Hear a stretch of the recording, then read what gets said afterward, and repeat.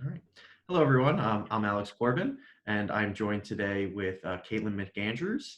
And we are going to be giving you some information and a presentation about Delaware schools reopening, IDEA, and just some helpful tips for parents and what to expect for the reopen plan for Delaware schools. So, the big question is, are schools reopening? And the answer is yes, they are, but how they reopen is going to be very different for each school district. So the Delaware Department of Education issued a plan not all that long ago, sometime in July, that laid out three options that the governor was going to decide which option to follow regarding what the best plan is for schools reopening in Delaware. And those three options really depend upon the spread of the virus among the community. Option one is really when there is minimal community spread. The problem with the plan is it doesn't really differentiate between what qualifies as a minimal spread versus a moderate spread versus a significant spread. So it's definitely something that you're going to want to keep close tabs on with the district, because in the guidance, the Department of Education also said to be ready to pivot on a moment's notice, because if we start to see the numbers go up, they're going to have to adjust what the plan is. So option one is, go ahead. I was just going to say, and of course, you'll see if you have the PowerPoint on your screen that the option two says minimal to moderate community spread. So while we have some guidelines to understand, okay, what is considered really minimal spread, when minimal falls under option one and option two, it's hard to say which plan we would end up under, except to say that so far we're seeing most school districts go with either an option two or option three plan. Right. And what you'll notice is if you take a look at the plan, which is available online, it's very easy to find. You'll see that the guidance the Department of Education has issued in this plan for option one and option two, there's a lot of carryover between the two, because both of them have the option of schools being open. Option one is schools are open for in-person instruction, kind of operation as normal, but with added precautions revolving around social distancing, other protections like wearing masks, hand washing, setting up mental health services for students to help deal with some of the stress associated with this difficult time, as well as some education to relieve some of the stigma associated with it too. So there are a lot of additional precautions that the school has taken, or the districts are being advised to take if they are going to reopen. But option one is schools are open for in-person instruction, kind of business as usual, with those added precautions on the bus, because transportation is also a concern, as well as in school. Option two, which involves minimal to moderate community spread, is the circumstance that we're really finding ourselves in now, where the numbers seem to be falling in that range. And again, the guidance can be a little bit difficult to parse out, because there are a number of different factors that officials are supposed to consider in determining whether spread is minimal, moderate, or significant. And sometimes a factor like the percentage of positive tests will fall under one category, but the actual case rate will fall under another category. So it can be hard to look at the data. However, we are most likely finding ourselves, as we sit here in August, in a minimal to moderate community spread circumstance. And that is why we did hear from the governor last week that he is authorizing a hybrid model. A hybrid model would involve some in-person instruction and some virtual instruction. And we're seeing various combinations of those plans throughout the state, and some school districts not actually publishing their plans yet. But that hybrid model for the in-person learning, to the extent that it involves in-person instruction, is going to require a lot of the same precautions that Alex just described on in an option 1 open schools scenario. And then option 3 is essentially what everyone saw when the pandemic first started. Schools are closed, school buildings are closed, remote learning only. That may be an eventual outcome, but unfortunately, we kind of have to take the wait and see approach. And if the community spread starts to increase significantly as the state moves towards reopening, it may be something where after a few months, schools and the Department of Education decide that it's best if we take a step back and close down the buildings. So it's going to be really important to make sure that you're staying up to date with what your district is going to be doing, because it can really change at a moment's notice. Numbers can go up pretty quickly, as we've seen in other states in the country right now. And it's something that everyone's concerned about. So just keep an eye on it, because if it does change, you're going to want to be aware of that and know how it's going to affect you, how it's going to affect your student and their education. So a little bit more just about the governor's decision. So the governor did approve the hybrid model, as Caitlin said. So the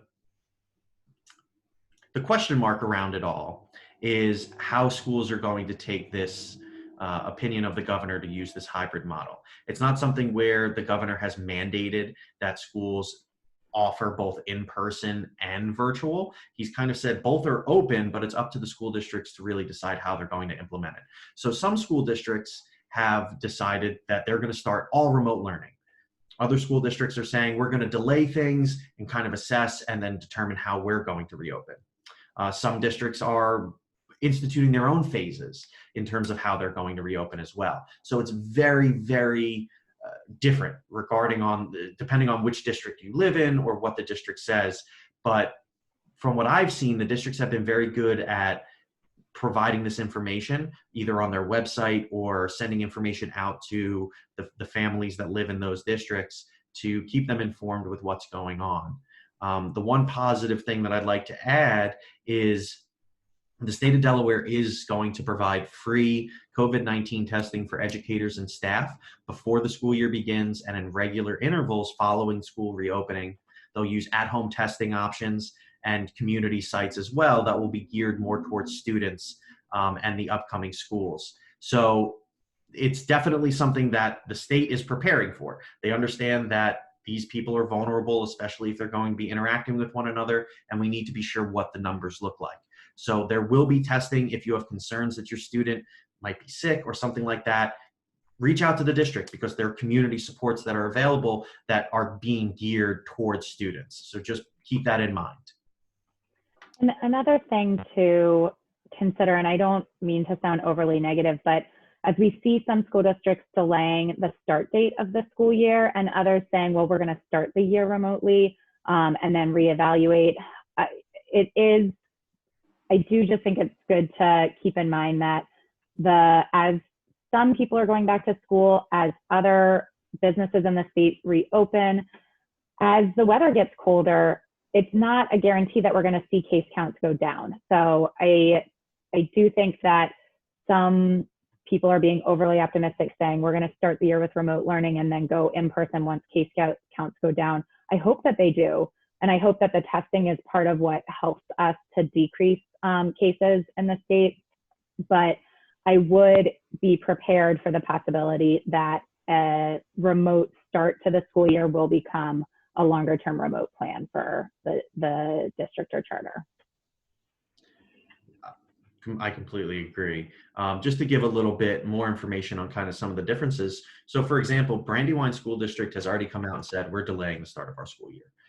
That was the decision that they made. Whereas Red Clay issued on their website a plan that contained 3 phases, where school was going to start on September 8th. Phase 1 was going to be remote learning. Phase 2 was going to be kind of a phased reopen. So there was going to be a combination. They were really leaving it up to the parents to decide if they're ready to then send their student to school or if they want to continue the remote learning. And then phase 3 is a full reopen.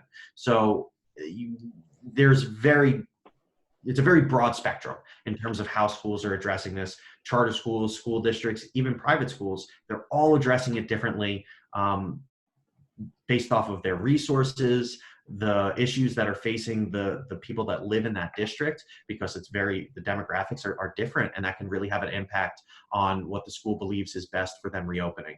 So I know we've said it once, but I don't think we can hammer it home enough. We really got to pay close attention to what the school district is saying, what they're issuing, because just because your friend or neighbor may be experiencing something in their school district does not necessarily mean that the same can be said for yours. So we really got to pay close attention to that. In terms of what to be prepared for if your student is looking at a possible return to school, the precautions, as we said before, in a hybrid model are very similar to the precautions that are recommended, even if all schools were to reopen. And Alex went through a lot of them before in terms of symptom monitoring, temperature checks, cleaning high frequency areas. Some other things to be aware of that your district may be rolling out are teachers moving instead of students, and trying to keep students in pods where they are with the same maybe 10-ish students for the duration of the day, and then the teachers rotate. The services may be more pull out as opposed to push in if your student was having a related service provider come into the classroom.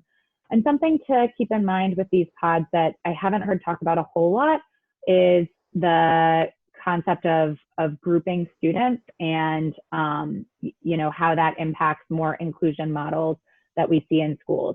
So if you're someone who has really pushed for your child with a disability to have as much exposure as possible to non-disabled peers, I would just be on the lookout and ask questions about how they're going to be grouped, because we may see some schools at various levels deciding, okay, we're going to group students in ability levels so that we can better target the instruction to those students. I don't know that there's a right or a wrong answer at this point, because the considerations are so drastically different than what we're normally dealing with, except to say that it's something to be aware of, that if your student is going to be grouped in a pod, to ask how they're going to decide how those pods are made up, what the makeup will be like, and if that pod is entirely made up of students with disabilities, how then will your student be working on some of those skills in terms of working with non-disabled peers. And then I did want to move to talk a little bit about the possibility of all virtual instruction while we're discussing this hybrid model, because as Alex said before, a hybrid model can run the gamut, and it can include all virtual instruction right now, especially in districts that say, okay, we're going to start the year virtually, but our plan is to go in person. That is considered a hybrid model, and we don't know how that's going to play out. Because schools can choose what combination or I should say districts and charters can choose what combination of remote and in-person learning they are going to pursue at this point. We are seeing some move towards that virtual only model, at least to start the school year. It may look similar to what was done at the end of the school year. However, there should have been a lot more time to plan.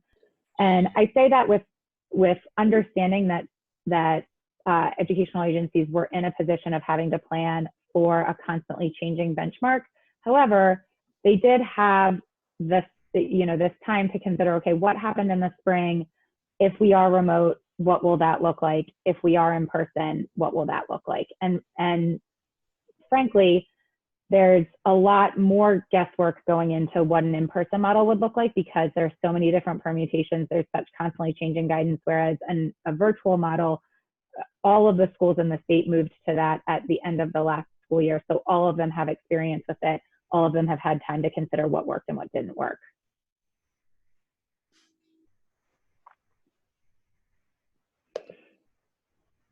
Right. So the next topic that we're going to be talking about is IDEA obligations. So essentially, what obligations do the school districts and LEAs, the state agencies as well, have in providing education to students with disabilities during this time, which is significant because the federal government has not issued any waivers for the school district's responsibility to provide free access to public education or FAPE to students with IEPs. So even though we've moved to remote learning or a hybrid model, whatever that may look like, your student with an IEP, the school district's still required to program for them, to provide services and supports to help them access their education. And again, it's individualized. So there are going to be some students where remote learning may not be appropriate, and that's what the team decides. Or it may be something where for that student, remote learning will work, but it's a matter of what additional supports and services are needed to make sure that that student can access their education in a similar way as they were when schools were open, or as similarly as they can as their more neurotypical peers, because everyone's access is a little bit limited with the remote learning, but it's not something where the school district can throw their hands up and say, we don't have to do this. That's incorrect. The schools still have the responsibility to provide a certain level of programming for students with disabilities. And Alex and I have talked about the question that comes up a lot, which is, we're doing our IEP, maybe it's the annual, maybe I've requested a meeting because I had concerns. What do I push for in terms of services when we are in this ever-shifting model of instruction? And my perspective is, in the spring, we did not know how long this would be. At one point, the closure was temporary, and then it got extended to the end of the school year. We now know that we are going to be dealing with a different model of instruction for the coming year. So I do ask teams to take that into consideration when designing the IEP, but I do not recommend ever agreeing to a reduction in services simply because it is hard to provide those services virtually. And I think Alex would agree, if the educational agency is saying, well, the student isn't responding to telehealth occupational therapy, so we're going to decrease it to a 15-minute consult with the parent as opposed to an hour, or a 30-minute session every week with the student, I would not recommend agreeing to that change, because if that's what the student needs to receive a free, appropriate public education, then that is still an appropriate service for them. And we'll talk in a minute about compensatory services, and that may be what the district has to consider in this case. If a student isn't responding, the answer isn't to decrease the services in the IEP. The answer is to say, okay, unfortunately, we're not able to meet that need right now, and we may have to make it up later. Do you agree, Alex? Absolutely. And if not, saying, we can't issue this now, we'll make it up later, being creative, like coming up with an alternative solution. Like if you can't issue it typically with this student through remote means, the hybrid method is approved. So what about meeting in an open air space? Maybe if possible and everyone's willing, maybe in your backyard, maybe at a park, at a picnic bench, at a picnic table, if that's appropriate, or even, outside of, a fast food restaurant or something like that. There are still options that can be considered, and now's a perfect opportunity to be creative and to try to come up with other ways that your student can get the same supports and services or similar supports and services without decreasing them because it's just simply not working. I agree with Katie entirely that a decrease in services is not appropriate in this situation to be putting that in the IEP, because it's kind of a give up mentality. Oh, we can't provide it remotely, so we're just going to throw our hands up and say, unfortunately, there's not much that we can do for your student. And that's our opinion is that that's the school district abdicating their role and their responsibility under the law to provide FAPE, because they still have that obligation. So instead of just letting a district say, we can't do this, the response should be, well, let's think of creative, non-typical ways that we can issue this service to the student that needs it for their free access to public education. And to that same point, if you hear excuses, I would encourage you to politely, respectfully push back and question those excuses. We hear a lot, especially with outdoor learning and assessment, that there are privacy concerns. And I would push back on that, again, respectfully, but what is the privacy concern? Is the privacy concern that the student is working with an occupational therapist? Well, certainly the backyard is a relatively private space. You can also waive your right to privacy and say, I don't care if my neighbors see, I don't care if people walking by see. I think it's more important that my student receive this service. So I do think that it is hard to break out of our comfort zone and do things in ways that we are not accustomed to doing them. Certainly, I don't want anyone to do anything that would put them at any health risk, but when the health risk is low and the excuse is not related to that, then I do think it makes sense to push back a little and to question some of our preconceived notions about how we provide services to students, because it doesn't always have to look the way that it has for the past several years. In addition to being responsible for providing FAPE, and along a similar line to the creativity point that Alex was making, LEAs, local educational agencies, are still responsible for evaluating students. OSEP has said, which is the Office of Special Education Programs, has said that there can be some case-by-case assessment of whether an evaluation needs to be postponed because of emergency circumstances, the pandemic being the emergency, but that has to be determined case by case. And we argue that the determination needs to be made that there's no possible way to assess the student at this point. There's been no blanket extension of the timelines for evaluating. School districts and charter schools are still responsible for assessing students. And especially now that we're seeing that this will continue for a long time, we cannot have students just waiting indefinitely for an evaluation, especially those who haven't been evaluated, but also those who are currently receiving services and whose educational teams need updated data in order to appropriately plan for them. There's lots of creative ways to do assessments. There are trainings now on teleassessments that school psychologists and other providers can do. And certain assessments have been approved for teleassessment over the computer. If rapport can't be built with a student, or if a particular measure cannot be done over a computer, then there's outdoor assessment, similar to what Alex was talking about with the provision of related services.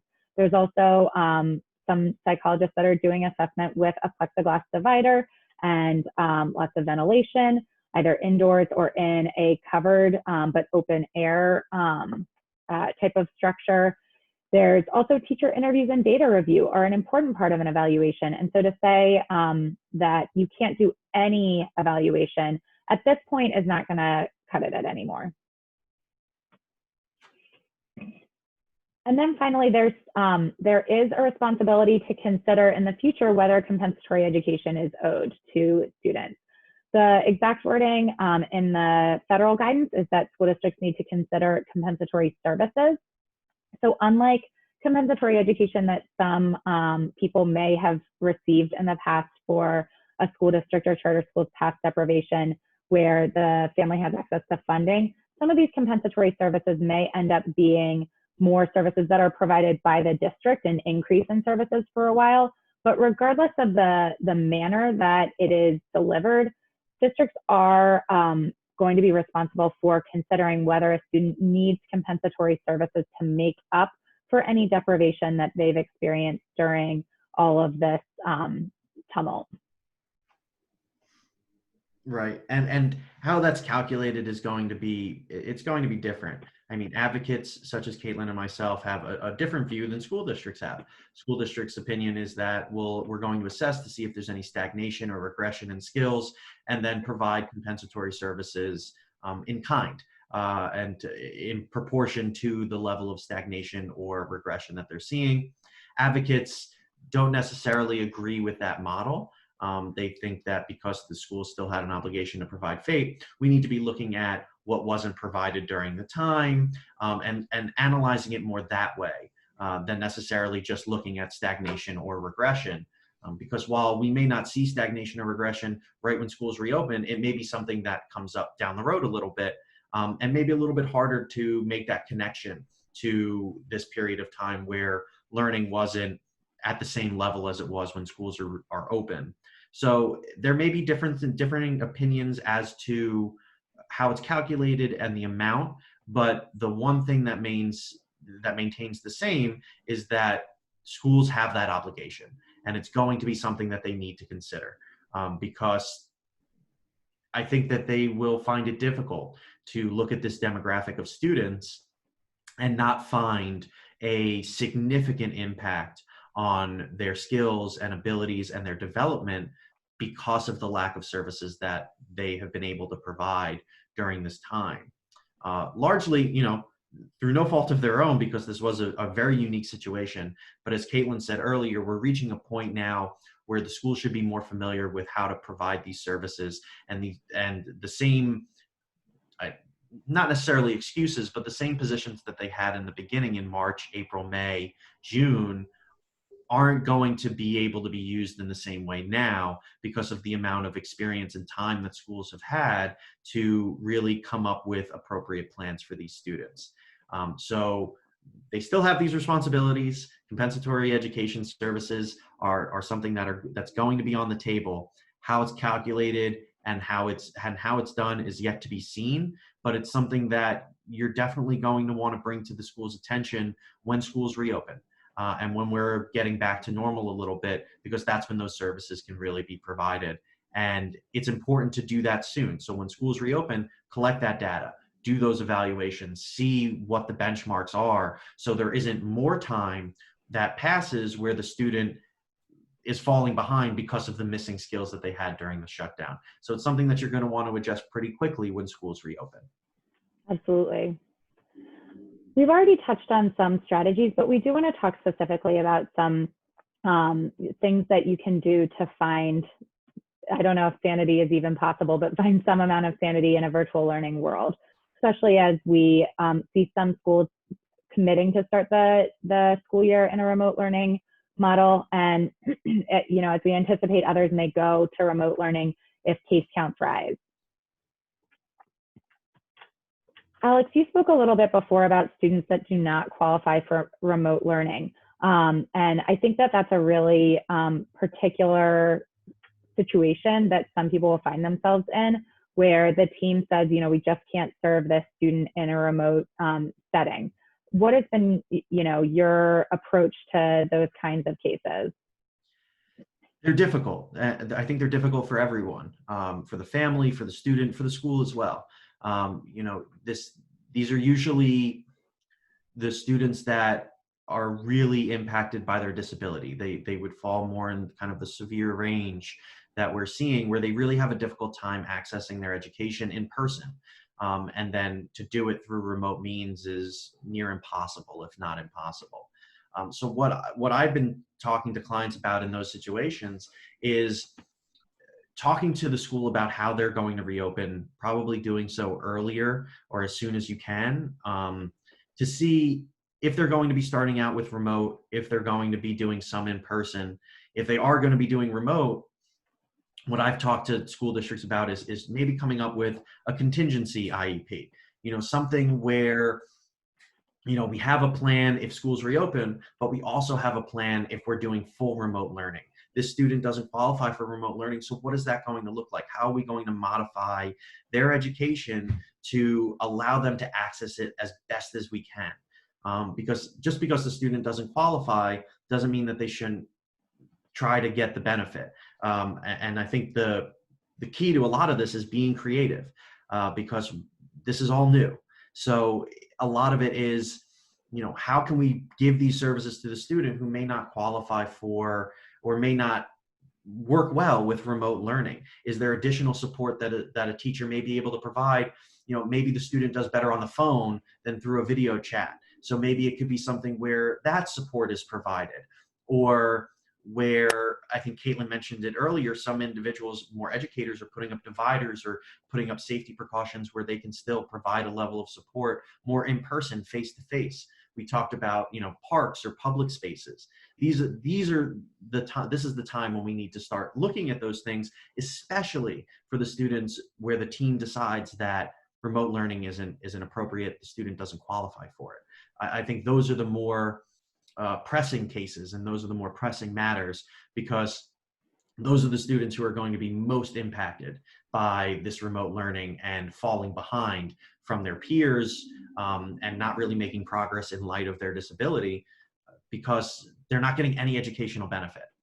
So it's not going to rise to the same level as if the student was in school all day, every day, but those students really need a creative solution to get their education. Mm-hmm. And remembering that the IEP is an individualized document, that special education is an individualized service, really advocating for what your student needs. The fact that we're in a scenario where hybrid models are approved, to me means you can ask for there to be some sort of, as Alex said, outside instruction or extra support for your student if if they really just, they're not going to be able to get the benefit of learning remotely. And there have been proposals by some in this office and other people who are talking about this, about doing small group instruction or one-on-one instruction for the most at-risk students. So students with disabilities, oftentimes students with other, who are either in some sort of an RTI program or other threat of learning loss, bringing younger students back sooner because the risk of infection is lower and the learning loss from remote learning is greater. So considering strategies like that when you're in conversation with your educational agency are important, especially if you have a student that's not, not going to benefit from remote learning. In terms of a student who is going to, maybe get some benefit, but unfortunately not as much as they would from in school, we did want to talk about some other strategies to put in place. And these are strategies that a lot of times are being used in schools, actually, but that aren't second nature to us as parents. And that is making sure to build in breaks. So sometimes a student can really burn out by just being at their computer all day, making sure to build in those breaks to get the child outside if possible. Setting expectations and routine around what is work time, what is the work environment, building that space in the home, even if it's just a corner of your bedroom like I'm in right now, but to be able to have that dedicated workspace, that dedicated work time, and then to turn it off at a certain point and to give your child a break. And to the extent that you can have a set routine and have it visualized, if it's an older student, even just writing it down. If it's a younger student, having some sort of a visual schedule can be helpful. And of course, talking to the school about additional supports for helping your student to focus. And that can be parent training and learning some of these techniques for yourself. It can be an incentive system that's worked out with the teacher. It can take a lot of forms, but actually having that conversation with the district through an IEP meeting or through more informal conversations. Right. Another big challenge for families during this time is parents have now become teachers. More than just the morality teachers and the teachers of social skills that you get from being at home, but they've become educators. And now parents are put in a situation where they have to learn how they're going to not only support their student like they would during a typical school year, but also step into the role of teacher and provide that additional support for their student as well. And a lot of the difficulty that we see from students with IEPs is their ability to retain new material and new information. So it's a lot of reinforcement that takes place in the school. And similar to the strategies that Caitlin just talked about, these are a lot of things that may already exist in the student's IEP and services and supports they're getting in school, but may be overlooked at home because it's in a completely different environment. So for instance, a lot of students have check-ins with teachers regarding new material. Are they understanding it? Are there any questions? And this is something that you can definitely do with your student. Reaching out to the teacher for additional supports and materials so you can track what the student is learning as well, what your student's learning. Then you're able to take that and reinforce it. Do check-ins. This is what you've learned today. This multiplication or this reading assignment. Do you have any questions with it? Are you concerned about anything? Is there anything you don't understand?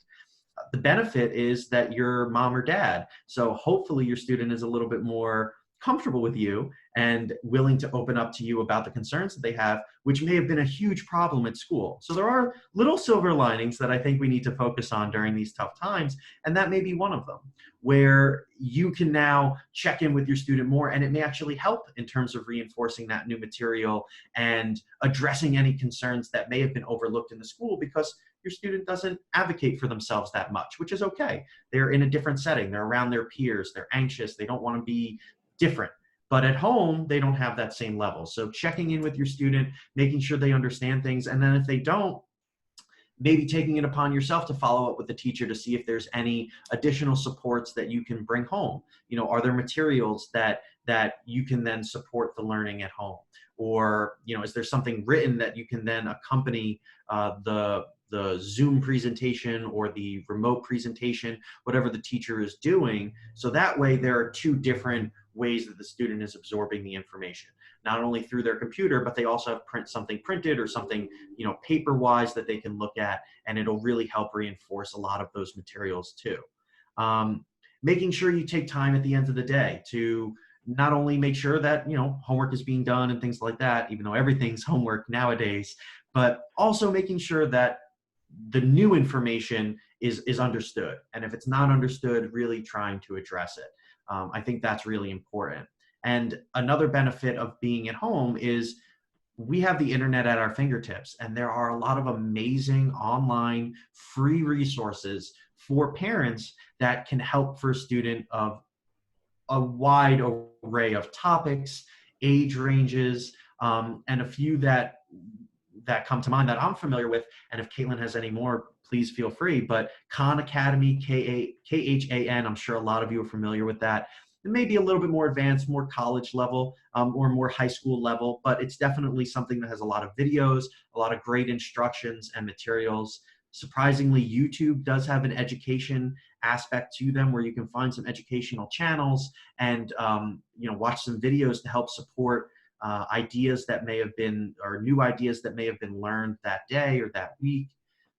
There's another one, edx.org. This is really good for older students. They have a lot of free university level courses. So maybe your older high school student that is struggling to feel challenged with this remote learning could try their hand at maybe some free university courses. There's coolmath.com, which has some math games for more, elementary, middle school, some high school level as well. There's Code Academy, where a student can learn coding skills online that is fun and interactive, a different way to kind of provide an education than just your typical classes. And then there's another one called brightstorm.com, which has math, science, English, test prep. They have a wide array of teachers that provide presentations and materials for students. So don't be afraid to look online and go to Google and see what exists. There's a lot of helpful material out there where you can really supplement a student's education, this remote learning, with a lot of free materials that are right online. And they're different and interactive. So it may be something that could be used as a fun way to get a new idea across to your student that they may be struggling with. So don't be afraid to look for those things either. And I'll add that Khan Academy does have a Khan Academy Kids app that's really great for younger kids. I also really like number blocks for the math side of things too, for the younger kids. So those are some good resources for the little ones as well.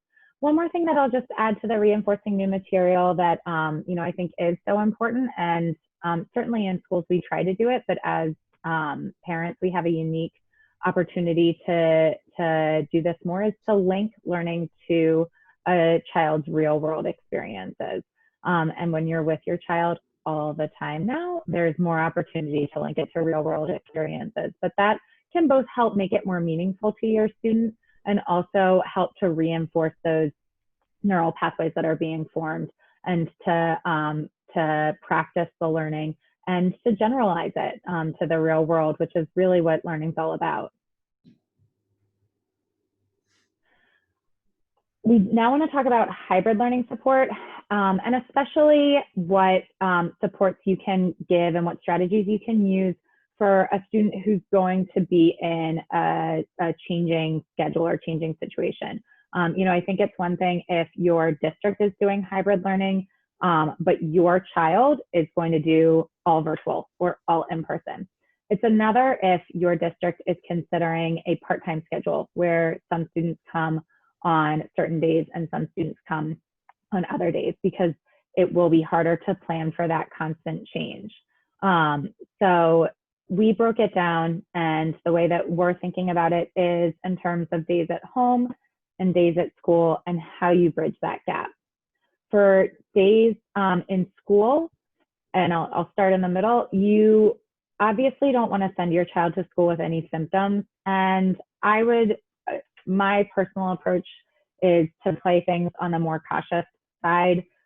You just want to be better safe than sorry. So even if a student just seems a little under the weather, I know that we're coming up on the time of year when kids get colds. I know that it's really hard, but it seems that the best policy based on what we know right now is to keep your kid home if they have any symptoms. Make sure that leading up to going back to school that you buy multiple face coverings, because students are going to be expected to mask, and include your child in selecting them. My daughter has a number in patterns that they like, and I actually had some frozen fabric left over from when I made a bed duvet cover for her. So I made frozen masks for her and a bunch of her friends and her brother, and they've been the most popular masks that we've used. So, make sure to have multiple face coverings to, kind of bring your kid in on them. If your child has sensory needs or health needs that are going to make them unable to wear a mask, proactively reach out to your district, talk with them about it, talk with them about how the teacher is going to handle that, alerting the teacher, talking about how any questions will be answered that kids raise, because I'm sure since this is new for a lot of kids, questions will come up. So just make sure to be proactive about that. And then talk to your kids about the, we call it in our house, the bad germ. Talk about COVID-19 and the process. Obviously, reach out to your school, make sure you understand what precautions they're taking so that you can then prep your child for it. And say, all right, they're going to take your temperature. They're going to ask you some questions. You have to answer them honestly. Talk through any stresses that they have, any concerns that they have. And my advice is always to answer truthfully and calmly. So don't err on the side of downplaying things, but also don't try to increase anxieties, and try to remain calm yourself and to honor their concerns and then to address them as best you can. Yeah, in addition, because the masks and the face coverings are going to be worn for a long period of time, it may be something where you try to get a little bit more familiar with it now when you're at home, or they do make a number of products that make it a little bit more comfortable to wear a mask, something that may go around your head so it's not just pulling on your ears. Those are some things that you might want to look into as well, just because it's going to be difficult. It's difficult for adults to wear masks for long periods of time. It's going to be very difficult to expect children to do it too. It's definitely going to be a challenge. But I think preparing your student for it at home before they go to school is a great way to ensure that they're protecting themselves and their peers as much as possible. Just kind of surprising it on them. Of course, I don't expect any parent to do that. But it can be a little scary to have to now go back to school.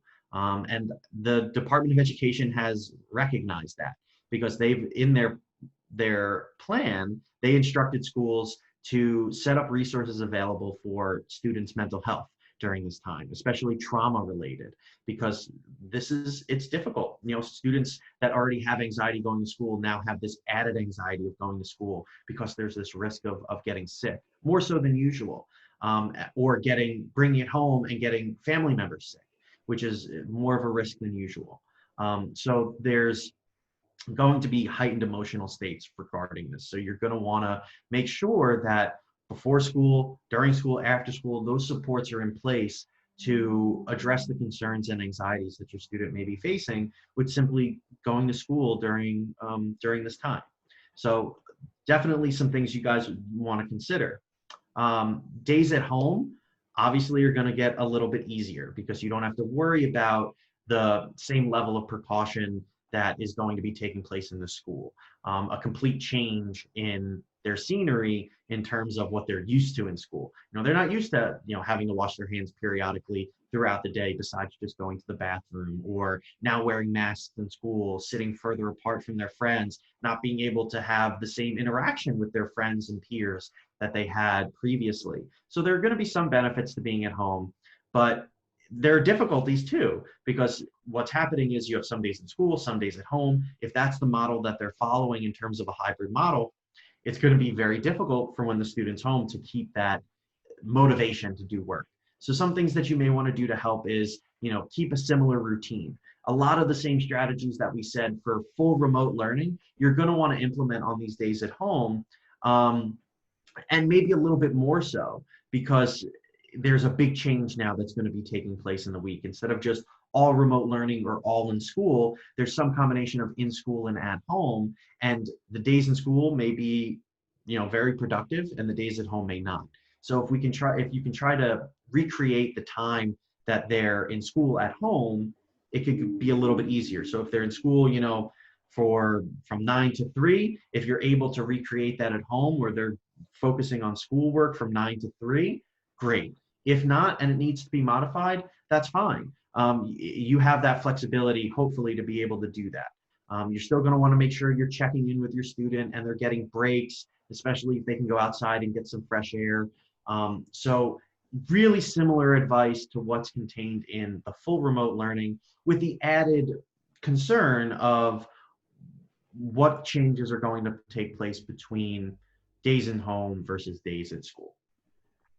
And you can, and this goes to bridging the gap, if you're having difficulties with that transition, engage your district and ask them to help come up with an incentive plan with your student. What it would look like would obviously be different based on the student, but if they need something, some sort of a check-in, check out at the beginning and end of their days at school so that they are leaving with something to kind of carry them into the day at home, and then coming back and reporting back on that the first day back in school. That's something that you can work out. Making sure that maybe your child is a kid who really needs to sleep in, and so you're pushing the schedule back. As Alex said, maybe you can't keep the exact same hours at school, but maybe you can do things in the same order, and just engaging with the school to find out what exactly are you doing to make sure that you can then implement that at home as well. And also knowing what the district or charter school's plan is for when there is a positive case. Because I think one of the most important things to remember with return to school is if there's community spread, schools are in the community, that means that there will be cases in school. The question is how we respond to them. So if you are a parent who is not comfortable with sending your child back to school unless you can be guaranteed that there will be no cases, know that there is no such guarantee. Again, if there's community spread, there will be cases in schools because schools are in the community. What we have to focus on is the response to that. So if there's a case in school, will the entire school shut down? Will just that class shut down? Will that wing of the school shut down? How will it be handled? How long will the shutdown be? And knowing that information so that you can prepare yourself for it, and then you can better support your family through that, is going to be really important. Absolutely. And we're seeing it. I mean, there are schools that are already reopening in other states, and there are positive tests that are being found in those schools. So to think that it's not going to happen just doesn't seem to be the reality that we're faced with, unfortunately. So Caitlin's absolutely right. It's something that you guys should definitely be preparing for. If numbers start to increase, how the school is going to address it is really important information to have, especially during this time. And what we do want to make sure of is that even though there may be cases in school, we don't want there to be outbreaks in school. And so responding appropriately, obviously, is not your role as parents. Your role is to keep your family unit safe. But knowing what the school's plan is to respond to that to prevent any outbreaks will be important. We did just want to kind of bring it in at the end and talk a little bit about IEP advocacy generally. I know we talked before about, okay, so what should my approach be if there's an IEP meeting now, whether it be annual or a meeting that's been called just because my student is struggling. And because everyone is in such a fluid situation, we wanted to talk about some of these strategies all together, even though some of them are things that we've already touched on a little bit. The first one, I feel like we can't hammer home enough, which is to be creative and to really push the decision makers on your child's team to be creative too. One of the best ways to do that, I think, is to ask a lot of questions and to say, is this possible? Is that possible? Why or why not? and to really push things forward that way. I don't know, Alice, if you have anything else that you want to say on that note. I know we've talked about it a lot, but I do think it's so important. I agree that it's probably the most important piece of advice that we can give. Um, Beyond that, I think that your point that you brought up earlier as to, politely addressing any perceived excuses that the school district may have related to some creative solutions that you might have. There's nothing that stops you from disagreeing with the rest of the team at an IEP meeting. If you disagree, express your disagreement, and tell the school district why you disagree and ask questions as to why they believe something can or can't be done so you can get a good understanding of it. Just because the educators in a given situation or the school in a given situation is telling you that this is their position, doesn't mean that you have to agree with it. You can have your own opinions about it and make sure that you express them, because now is the time for everyone to come together and try to think of these creative solutions to really help this area of students, because what we've seen from the shutdowns is they have been the demographic that has been hit hard by this shutdown and have really suffered. Not only students, but families with students with disabilities too. It's been very difficult. So really express those concerns, try to come up with creative solutions. And if you disagree, let them know that you disagree. It's okay.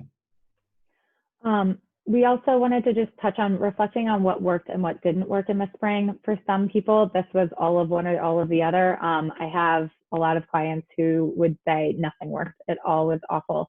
I actually have a few who say everything was really great. I was able to keep a strict routine.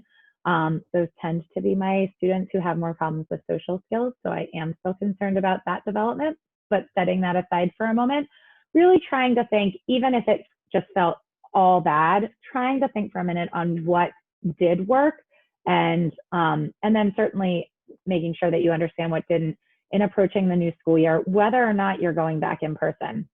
So for example, if your district offered what's called asynchronous learning, so filming the classes with the teacher, but then allowing your student to access it later, or having the teacher share videos, say from Khan Academy or from other resources, and then having a question and answer session later where the student is able to watch the video at their own time, but then check in with the teacher later. If that, if taking the pressure off of that live instruction, having to sign on at a certain time and certain moment was helpful to your student, that's something that you can share and should share with your IEP team, whether or not you're going to be remote, because maybe that can inform how your student learns better in school. Maybe they can be sending you a video ahead of the in-class time so that you can help do some pre-teaching at home, if that's something that works particularly well. If you're going to be fully remote, or if you're going to be doing some remote instruction and you want to support your child at home and they don't learn well through screens, ask for, for in-home materials, for copies of textbooks, for hard copies of materials, especially if you don't have printing abilities at home, so that, as Alex said before, you have those multiple modes of input, especially if your student is more tactile and just needs to touch the materials as opposed to looking at them on a screen. And then finally, asking for small groups or one-on-one instruction, even if your school is all remote right now, really asking that for them to make an individualized determination for your student are all things that I would consider in advocating for appropriate services going forward. Definitely. I think one of the most important areas, especially now, is parent training. It's something that is contained in the law where schools have an obligation to provide training and education for parents so that they can better understand their child's disability and how they can better address their needs at home. Now, because those needs are becoming broadened at home through, now you have the more educational needs, it's a great time to really ask the school district, what can I do, or what can you provide me as the parent in terms of education? So that way I'm better equipped at relaying this information and providing the support to my student to help, especially in terms of bridging the gap in various situations, whether it be fully remote, a hybrid model that we've previously discussed. That parent education is vital. And the reason why I think so is because you guys aren't the experts. You guys aren't educational experts, and no one is expecting you to be. But getting some more information is always helpful. So that way you can be better equipped to address some issues that may be coming up at home now that your child is home most of the time. So parent education is something that may get overlooked sometimes by some school districts in terms of what they're providing. But it's now, I think it's more important than ever to make sure that parents and you guys have the information that you need to be able to help and address the issues that your student is facing. That concludes our presentation for today. If you have any questions or want to reach out to discuss your individual students' needs, please feel free to contact us.